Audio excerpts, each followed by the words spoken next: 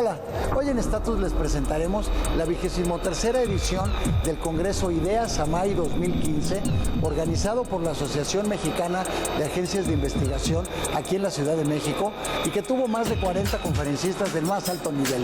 Veamos.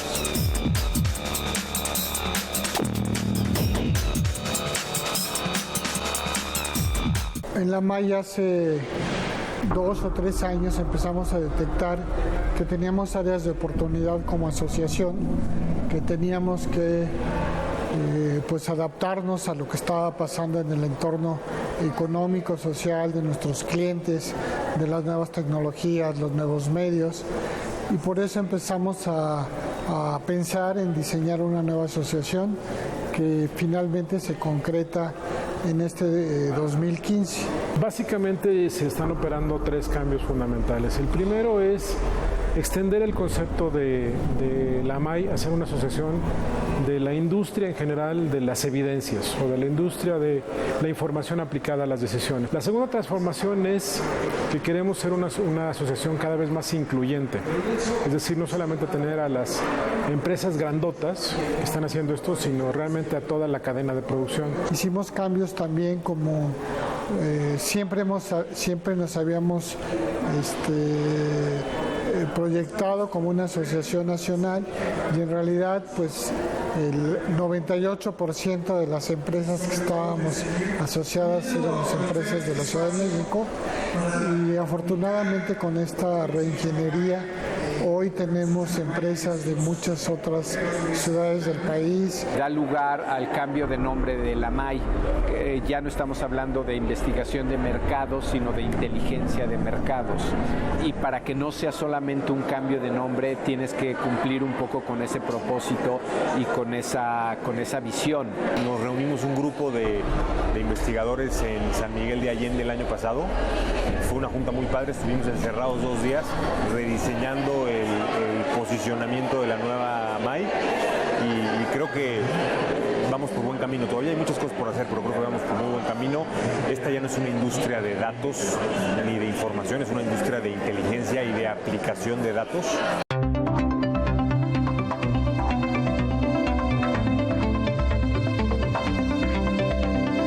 El Congreso AMAI, ahora llamado Ideas AMAI, a partir de este año, pues es sin duda el evento de la industria de la investigación o de la inteligencia de mercados pues más reconocido y nutrido y creo que se lo ha ganado justamente porque es un modo de actualizarnos todos quienes estamos en este mundo de las ideas, de los datos, de la investigación, de la inteligencia. La AMAI tiene más de 20 años realizando este congreso. El congreso empezó como un esfuerzo muy pequeñito donde algunos investigadores que se unieron básicamente porque no podían medir igual el nivel socioeconómico. Ese fue el detonador de la AMAI. Entonces fue reunirse para ver, oye, ¿cómo vamos a clasificar los niveles socioeconómicos en México? A partir de ahí, la AMAI ha ido creciendo año con año. Y aquí es donde se reúnen pues, una gran parte de los investigadores de mercado y de opinión a discutir las grandes novedades, las grandes metodologías que están teniendo impacto y las modificaciones que va teniendo todo este ámbito del saber. Y creo que casi como cualquier oficio, como cualquier disciplina, es un espacio muy sano en el que pues discutimos, platicamos y llegamos un poco a conclusiones de qué está pasando y qué es lo que viene.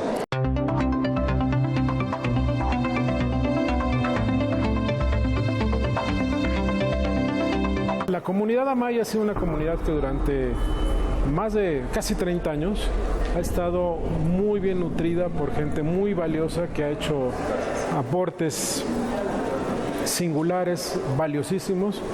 Y entonces pensamos que ya era el momento de crear un salón de la fama, de crear un reconocimiento. Y por eso pensamos en que teníamos que generar un premio a la trayectoria AMAI que inauguramos este año dándole el premio a la doctora Ana Cristina Covarrubias, que sin duda ha sido uno de los ejes fundamentales de la industria de la investigación, la mercadotecnia y sobre todo de la opinión pública. Tal y como yo me siento de honrada, o sea, sí se va a sentir el año que entra Y esto de que te sientas honrada por el reconocimiento, pues implica todavía un compromiso mayor por hacer las cosas mejor y por mejorar todavía más nuestra calidad en términos de la MAI, ¿no? Creo que es una gran idea y tenía que estar Heriberto al frente de ella.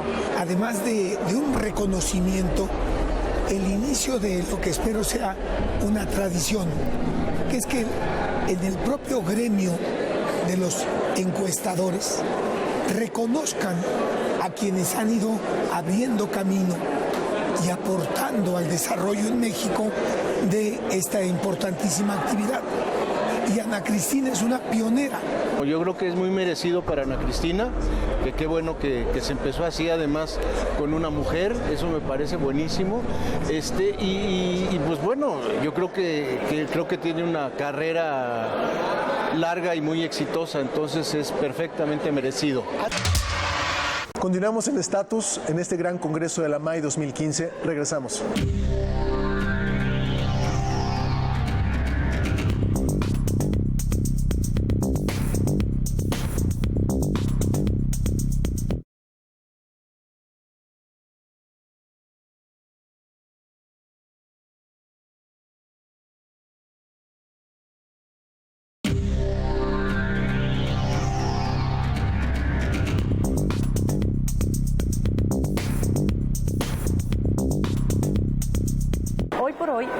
Los dispositivos móviles, la movilidad y en general todos los sensores que hay ya colocados en aparatos electrónicos, en automóviles, en personas, en animales, en sensores médicos y tal, nos permiten traer una inteligencia mucho mayor de la que teníamos antes. Lo que pasa es que antes teníamos la tradicional investigación en donde uno a uno hablábamos. Hoy las cosas van a hablar por nosotros, nuestros comportamientos van a hablar por nosotros. Nos demos o no cuenta, se pueden cuantificar, se pueden medir y se pueden analizar. Lo que sí es una realidad es que todo ocurre en algún lugar y todo puede ser georreferenciado. Ahora, en los objetivos del desarrollo sustentable, que está impulsando Naciones Unidas, en los anteriores objetivos del milenio, todo se presentaba en tabulados, páginas de Excel. Lo que se pretende ahora es que todo se pueda georreferenciar en un mapa, que se pueda identificar todo. Entonces, lo más importante es cómo meter la estadística a los mapas y cómo lograr que esa información sea útil para la toma de decisiones con una mejor visualización y una mejor georreferenciación. Me parece que hoy día tener toda esta información clave, ¿no? O sea, a detalle, saber en dónde está la gente, qué está haciendo, cuáles son tus intereses. O sea, tener toda esa información lo que nos permite es analizar esa data y poder regresar con ellos con información no solamente valiosa, sino además que tenga que ver con su contexto y su momento y su interés. Eso es el gran reto. Tenemos algunas plataformas que son mucho de geolocalización, por ejemplo, que son de las que dan mucha más data para nosotros, como tipo Foursquare o Waze o el mismo Apple con Aya, que nos dan muchísima información. La idea de utilizar herramientas de informática para ir construyendo historias en base a emociones. Es básicamente la idea. Nosotros tenemos algunos mecanismos a través de los cuales, midiendo una serie de señales fisiológicas, nosotros podemos determinar cuál es la experiencia emocional de una persona. Con esa experiencia emocional, tú lo que puedes hacer es diseñar ofertas que realmente se conecten con lo que la gente está esperando de ti. Es decir, no basta con lo que ellos te dicen que quieren o con lo que ellos te dicen que sienten, porque eso está influenciado por muchos factores, sino la idea es ir más allá. Es lo que no es evidente, lo que la gente no te está diciendo. México, los últimos 2 o 3 años, cosa que no nos había pasado en 20 y tantos años que hemos estudiado la sociedad mexicana, el consumidor mexicano, México está pasando por un momento de hartazgo, tú lo habrás visto en los medios, de sospechosismo generalizado por todos lados, para todos lados ven la expresión esa muy mexicana de moros con trinchetes, etc. Y en ese sentido es que ese hartazgo, lo que descubrimos, no es solamente una fuerza negativa, sino es una fuerza muy positiva. Los mexicanos están ante ese hartazgo ensayando muchas cosas nuevas. Venimos a hablarles sobre el caso que nos hizo ganar el primer Grand Prix de Cannes para México. Un caso que hicimos para la marca Always de Procter & Gamble, que se llama Intimate Words, y es algo, esa es la pieza de comunicación de la que me siento más orgulloso por obvias razones en mi vida, ¿no? Pero más allá del premio, porque tengo mucha gente, muchos amigos muy queridos, colegas muy queridos, clientes muy queridos, que todo el mundo coincide en algo. Cuando la veo o me reconcilia con la publicidad, o me acuerdo para lo que sirve de verdad la publicidad. Coincidimos todos que el tema de las mujeres indígenas era un tema muy interesante y ligar eso junto con Always, o sea, nos parecía como una buena tarea, y justo cuando encontramos que la causa número 1 de muerte en las comunidades indígenas era el cáncer cervicouterino, pues ahí fue cuando justo quisimos hacer algo, encontramos que las mujeres no tenían las palabras para hablar de su aparato reproductor, entonces nos dimos a la tarea de hacerlo y juntarnos con una excelente casa productora que es Postal Films y Gabilú Lara, que la verdad es que yo creo que solo una directora con cierto tipo de sensibilidad pudo haber hecho que un caso tan lindo se viera reflejado en imagen y en cada toma, o sea, de verdad es impresionante. Mira, vamos a hablar sobre tracking de marca, ¿sí? Hay controversias si el tracking de marca todavía es válido en estas alturas de la historia, si los objetivos para dar seguimiento a una marca realmente son los efectivos, ¿sí? En términos del valor de la marca o en términos de variables más cortoplacistas, ¿no? Entonces, ¿cuáles son los desafíos y cómo veo la importancia y incluso la evolución de los trackers para poder enfrentar este desafío de este nuevo contexto? O sea, con el crecimiento y la explosión de los puntos de contacto, cómo hacer la conexión con los consumidores y cómo el tracking necesita trabajar frente a este nuevo contexto. There's never been a better time to do tracking of branding now because of what's changing around us. You know, unless you lived under a rock, it's easy to forget what's happening around us. A lot of things are changing. In order to understand what's happening to your brand, you need to do brand tracking.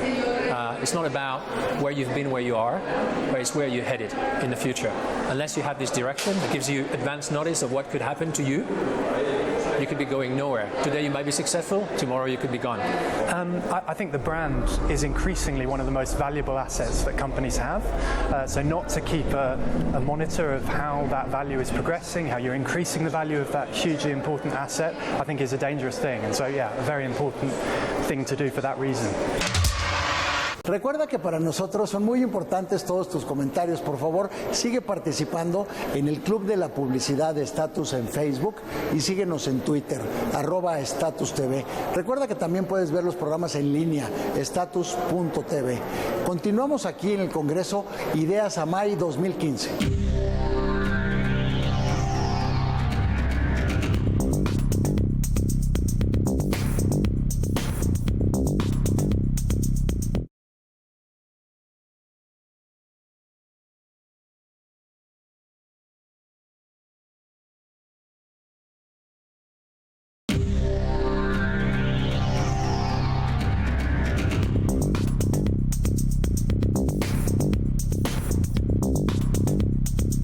Todo el mercado se ha desagregado, vamos a ponerlo de esta manera, se han vuelto mucho más, es mucho más difícil encontrar a lo que llamábamos el consumidor, porque se ha dispersado, no solamente en los medios, sino se ha dispersado en sus gustos y en la manera como se porta, mucho de ello por las redes sociales. Fundamentalmente hablé de lo que es el marketinero moderno. El marketinero moderno es un personaje que es mitad artista y mitad científico. O sea, entonces hice una analogía con la serie de Mad Men, ¿no? De Madison Avenue, la gente de Madison Avenue de los años 60. Entonces, ahí en la revista, ahí en la serie, uno lo que puede ver es cómo la publicidad ha ido evolucionando estos últimos 50 años, pero la tecnología se ha transformado de una manera impresionante. Entonces, hice todo un recorrido de cómo fue evolucionando distintos hitos en la publicidad distintos hitos en la tecnología. A partir de toda la inclusión del mundo digital, de las cuestiones interactivas, etcétera, y al mismo tiempo de la sofisticación del mundo de la marca, como consecuencia de la sofisticación del mundo del consumidor, pues estamos hablando de un mundo de experiencias, básicamente en que ahora mismo lo que prima es estar cerca del consumidor, humanizar las marcas, etcétera, y lo último, que es lo que yo creo que va a venir, es la era de la personalización, es decir, mucho más trabajar en nichos. Un ejemplo pues puede ser, por ejemplo, la campaña de Coca-Cola de los nombres, ¿no? Lo que hablamos fue cómo en Estados Unidos ya Comscore hizo una solución para hacer una medición sindicada de cross media, entendamos digital más televisión, y mostramos algunos resultados, digamos, bastante importantes. Por ejemplo, que te puedo nombrar, de que cómo las personas han cambiado la conducta de estar obligados a tener un programa en su sillón a tal hora versus cómo, especialmente los más jóvenes, los millennials, cómo ellos han modificado esta conducta a buscar que el programa se dé en vivo 7 días más, o el mismo día, o en digital. En resumen, mi ponencia trata de resolver por qué algunos programas de televisión tienen mayor conversación social, es decir, mayor conversación en redes sociales como Twitter o como Facebook, versus otros programas de televisión, ¿no? Entonces, hay muchas hipótesis, hay muchas posturas de por qué, ¿no? Algunos creen que es porque tiene una mejor estrategia, otros creen que es porque tiene un mejor contenido, otros creen que es porque su target está mejor representado, etcétera, etcétera. Y nosotros lo que hicimos fue un análisis mucho más profundo para entender cuáles son los diferentes engranes que se van moviendo, ¿no?, en este sistema y que favorecen que un programa de televisión pueda tener mayores volúmenes de conversación que otros. Metieron una parte que querían tener como el punto de vista de lo que es alguien que tiene un blog, de qué forma un blog puede influenciar a todas las personas. Y entonces me invitaron a que fuera moderador y platicáramos de la experiencia que hemos tenido con todo lo que tiene que ver con los blogs. Entonces fue bastante interesante porque fue otro punto de vista, ¿no?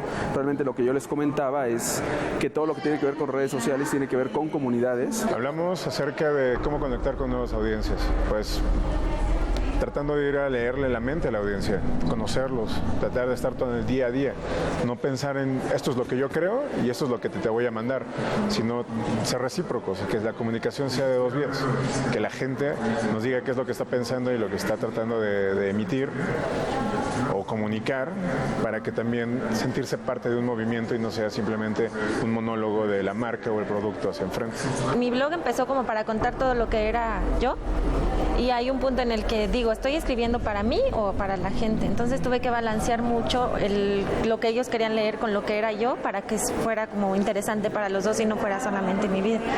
Porque sí hay muchas como marcas o hoteles o cosas que me invitan a hacer viajes y experiencias, y digo, ¿y esto de verdad les va a interesar a ellos o solo me va a interesar a mí? Entonces ya me he visto en el punto de rechazar muchas cosas que no crea que sean importantes para los demás.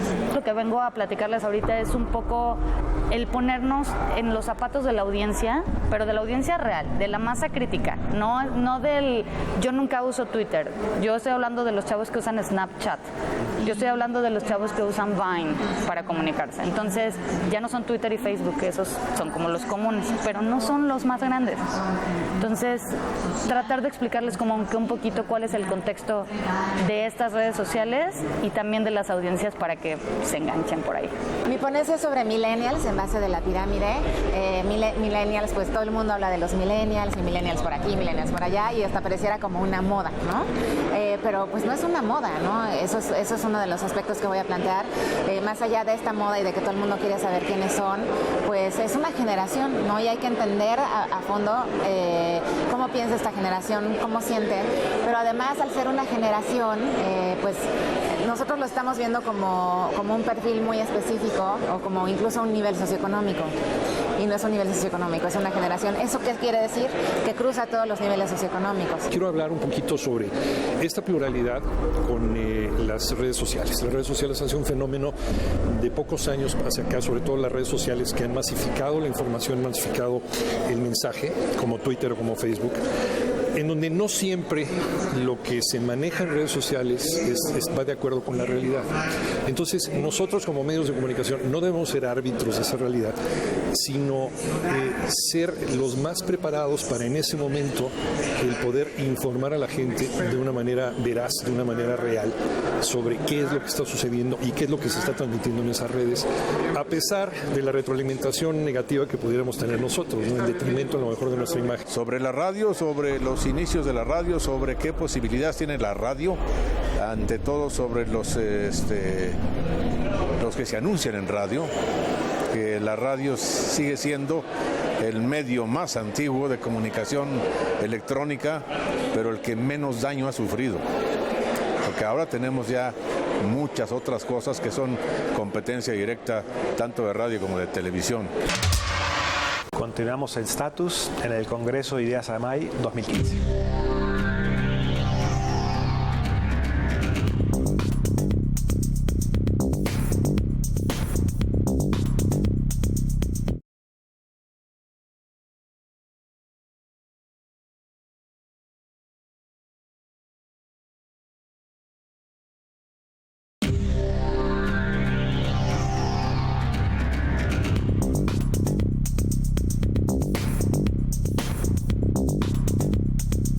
Yo hablé sobre la cultura de transformación. Es un tema que verdaderamente me apasiona. Yo creo que transformarte no es igual a reaccionar. La mayoría de la gente reacciona, pero poca gente se transforma. La transformación solo es de adentro hacia afuera, no puede ser a consecuencia de un suceso o de una situación. Yo te puedo hablar de lo que me va a tocar moderar hoy y que yo creo que es el coco de ustedes, Alex, como otra generación, de nosotros como otra generación y de las que están en medio de nosotros. Porque es un asunto de comunicarse, es un asunto de lenguaje. Y en el tema de saber consumir, de ubicar al consumidor, de hacer mercadotecnia, de estudiar el mercado, las generaciones se tienen que comunicar, ¿no? Y estaba platicando con uno de los ponentes, le decía, oye, ¿tú cómo le haces para no hablar como adulto? ¿Cómo le haces para no pretender que tus investigaciones son tan buenas como las de tus jefes? ¿Cómo le haces para soportar que tus jefes en la consultora, en las empresas, no te traten como tonto porque eres joven, porque no tienes experiencia, porque estás chavo, ¿no? Es un reto de las generaciones. La intención de mi plática es contarles acerca de la nueva generación de jóvenes en la industria de investigación de mercados y de las tendencias que van a cambiar la industria, cambiándola tanto en metodología como en forma de operar. Y bueno, aquí vamos a tener a un consumidor globalizado, a un consumidor ávido de innovación, pero sobre todo a la inclusión de la tecnología como parte de la vida del consumidor. Entonces, este impacto no solo generará un cambio en la investigación, sino en todas las industrias que se alimentan de ella. En términos demográficos, pues la distribución de la población va a cambiar, va a crecer la población mundial. En el caso de México también vamos a ser 132 millones de personas, principalmente jóvenes, menores de 35 años, va a ser el 56% de la población. En el 2025 vamos a hablar de la perspectiva para dentro de 10 años, entonces en el 2025 menores de 35 años el 56% y la mediana va a ser de 32 años, entonces las marcas le van a estar hablando justamente a gente joven, la gente que se dedique a la investigación va a ser también gente joven, entonces pues cómo va a tener que evolucionar la industria para este nuevo consumidor. Se vienen buenos momentos para la investigación, sin duda somos una herramienta imprescindible en la vida de muchas compañías de productos de consumo, de opinión pública, los gobiernos para estar en contacto con la gente necesitan de una información que al final de cuentas nosotros somos los que la generamos. Entonces yo creo que se vienen buenas épocas de una relevancia aún mayor en los años por venir y bueno, sin duda habrá que acoplarse y acostumbrarse a los nuevos cambios que trae consigo pues la modernidad, ¿no? Actualmente las mujeres están teniendo un cambio muy importante a nivel mundial. El estudio lo hicimos a nivel LATAM porque es un mercado que nos interesa muchísimo. Es un estudio que habla acerca de estos mitos que tienen precisamente las marcas acerca de este target femenino y nos parece que hay algunas marcas que todavía se están comunicando con la típica mujer de hace 20 años que era ama de casa, que se preocupaba por los hijos, por la casa básicamente, que a lo mejor no tenía tiempo o no estaba en posibilidades de estudiar y de trabajar, y actualmente está muy cambiada. Entonces hay marcas que se siguen comunicando con aquella mujer y creo que es importante que conozcamos todos estos cambios de las mujeres para hacer una comunicación correcta. Cuando uno habla de tendencias, estamos hablando del futuro. Y uno de los targets que más han sido estudiados en México son las mamás mexicanas. Pero ha faltado una visión, la visión de cómo va a ser la mamá mexicana en el futuro. De eso habla mi ponencia. ¿Cuáles son los principales cambios en empleo, nutrición, retail y salud para las mamás mexicanas? Y cómo es que esa información las marcas las pueden adoptar para poder empezar a innovar. Es algo sumamente nuevo, es algo que necesita muchos procesos y una gran metodología detrás. Que por lo mismo de ser nuevo, tiene muchos detractores, pero también tiene muchos promotores.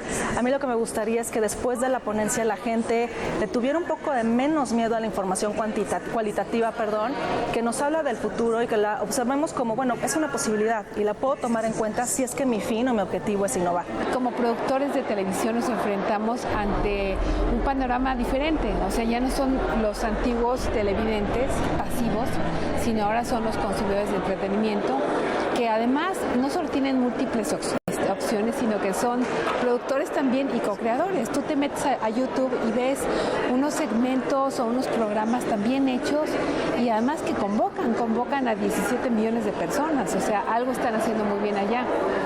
Y en ese sentido estamos viendo, traemos nosotros un modelo único en el mundo de desdoblamiento digital, justamente a través de una narrativa transmedia, para lograr esta conexión de nuevo con el televidente. Yo creo que uno de los paradigmas que sin duda ya se han roto es este esquema de los territorios, en donde allá estaban los creativos, y allá estaban los investigadores aburridos, nerds, y allá estaban los exquisitos que generaban las estrategias, y aquí estaban los planners. O sea, todos estamos en el mismo barco y todos estamos para ayudar a las marcas, para ayudar a las instituciones sociales, para ayudar a un país a construir mejores estrategias de comunicación, de desarrollo y de bienestar para todos. Esto es el inicio de una serie de proyectos y de propuestas nuevas que tiene la MAE. Queremos en el 16 hacer una oferta cada vez mejor de contenidos para que la comunidad, y repito, no solamente la comunidad del Valle de México, sino también de otras ciudades, pueda estar beneficiándose de este conocimiento compartido. Ya hicimos un primer evento en Monterrey, fue muy bueno y queremos seguir haciéndolo en otros lugares, porque finalmente todos nos beneficiamos de generar conocimiento, pero sobre todo de compartir conocimiento.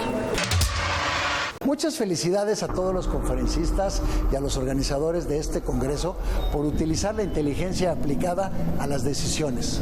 El Congreso Ideas Amay 2015 es parte de la cultura publicitaria aquí, en Status.